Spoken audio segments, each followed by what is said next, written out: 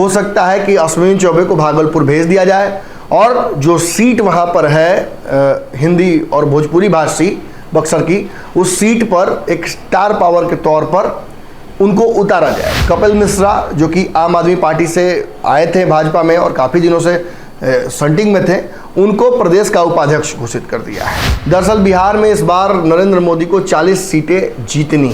दिल्ली के एक और फायर ब्रांड नेता मनोज तिवारी का रिप्लेसमेंट है।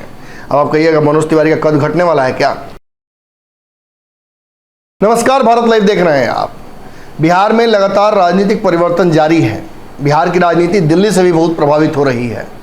कल राहुल गांधी को राहत मिली, लालू यादव से उनकी मुलाकात, फिर जदयू का इस मामले पर एक शांत रवैया अख्तियार करना निश्चित तौर पर इंडिया की अगली राजनीति को समझा रहा है। राहुल गांधी का आना नीतीश कुमार के लिए किस तरह से एक घाटे का सौदा हो सकता है, या उनका कद गिर सकता है, या संभावनाएं समाप्त हो सकती हैं, इस पर हमने पंचनामा में चर्चा की। लेकिन अब भाजपा की चर्चा करते हैं।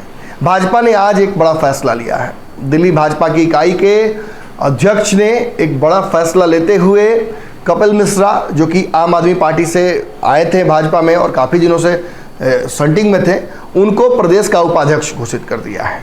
इसके साथ ही उनका दिल्ली प्रदेश में भाजपा की इकाई में काम करने की जो रणनीति है उसमें सीधे तौर पर उनका स्थान बन जाता है। ये क्यों किया गया? देखिए, कपिल मिश्रा को लगातार भाजपा मीडिया में लगातार छोड़ी हुई थी, उन लगातार पक्ष रख रहे थे। प्रो जो कहा जाता है मोदी बोलने वाले लोगों में से और प्रो राष्ट्रवाद या फिर एक नैरेटिव जो गढ़ती है भाजपा, उसका एक बहुत बड़ा वो हिस्सा है।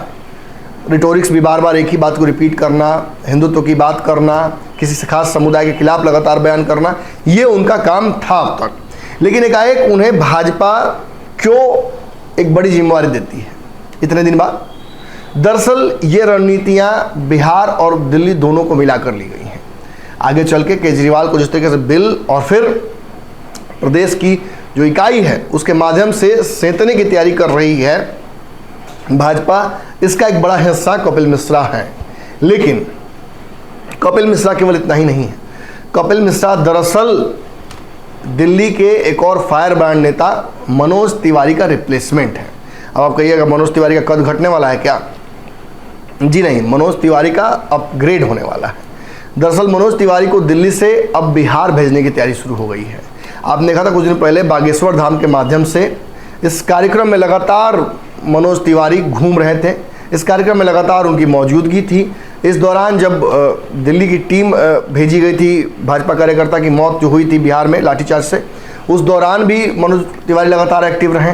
मनोज तिवारी विभिन्न कार्यक्रमों में भी बिहार में एक्टिव रहते हैं। बिहार में एक बड़ा फैन बेस है उनका, भोजपुरी गायक रहे हैं और एक्टर रहे हैं। इस वजह से उसको बुलाने में दिल्ली में भी भाजपा सफल रही थी। हाल में दिल्ली में उस पर जिस तरीके से मनोज तिवारी पर आरोप लगे, आम आदमी पार्टी ने उन्हें घेरने की कोशिश की, उसका कुछ नेगेटिव इम्पैक्ट भी भाजपा पर पड़ा था। इस वजह से भी उन्हें संगठन से थोड़ा अलग कर दिया गया था। अब खबर आ रही है कि उन्हें बिहार में एक बड़ी जिम्मेवारी देने की तैयारी चल रही है। दरअसल बिहार में इस बार नरेंद्र मोदी को 40 सीटें जीतनी है। चूँकि साथ में अब पुरानी साथी नीतीश कुमार की पार्टी जदयू नहीं है, उनके 16 सांसद जो जीत कर आए थे वो अब दोबारा एनडीए के टिकट पर चुनाव नहीं लड़ने वाले हैं। ऐसे में नए संभावनाओं को तलाश करने की जरूरत पड़ेगी भाजपा को। ऐसे में खबर आ रही है कि कई सिटिंग सांसदों की फेरबदली या उनकी छुट्टी हो सकती है। आरा की सीट पर आपको याद होगा लगातार विवाद हो रहा है कि आर के सिंह की वहाँ छुट्टी हो सकती है। इतना ही नहीं, बक्सर की सीट पर कई नाम अब तक प्रस्तावित हो चुके हैं। विकास वैभव से लेकर आरा की सीट पर मनोज तिवारी तक का नाम लगातार आया है। ऐसे में खबर आ रही है कि मनोज तिवारी को बिहार भेजकर बिहार में लोकसभा चुनाव लड़ाने की तैयारी भाजपा का शीर्ष नेतृत्व फैसला ले चुका है। इसको लेकर सीटें भी चिन्हित की जा चुकी हैं। एक बड़ी सीट बक्सर की सीट बनाया जा रहा है। हो सकता है कि अश्विनी चौबे को भागलपुर भेज दिया जाए और जो सीट वहाँ पर है हिंदी और भोजपुरी भाषी बक्सर की, उस सीट पर एक स्टार पावर के तौर पर उनको उतारा जाए। खबर ये भी आ रही है कि इस बार अश्विनी चौबे का वहाँ विरोध भी हो रहा है। इस विरोध को भी न्यूट्रलाइज करने के लिए एक नया चेहरा वहाँ दिया जा सकता है।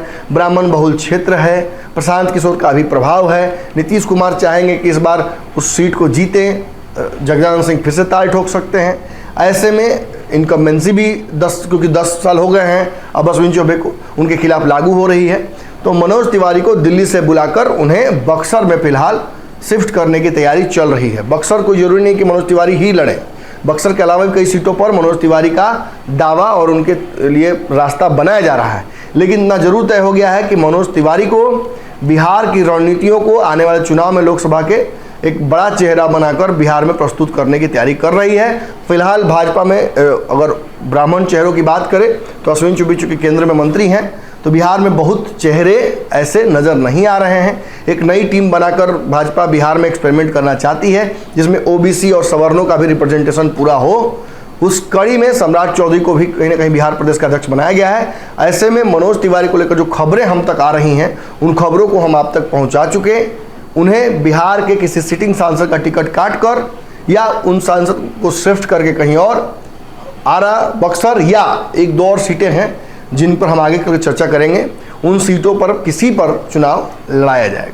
अगर ये वीडियो पसंद आई और वह बिहार के राजनीति और बिहारियत से सरोकार रखेनी तो सब्सक्राइब बटन दबा के चैनल के सब्सक्राइब कर ली। ओजे एगो घंटी बा, ओकरा बटन दबा देला से कुल सटीक और मारक खबर रुआ मुफ्त में मिल जाई।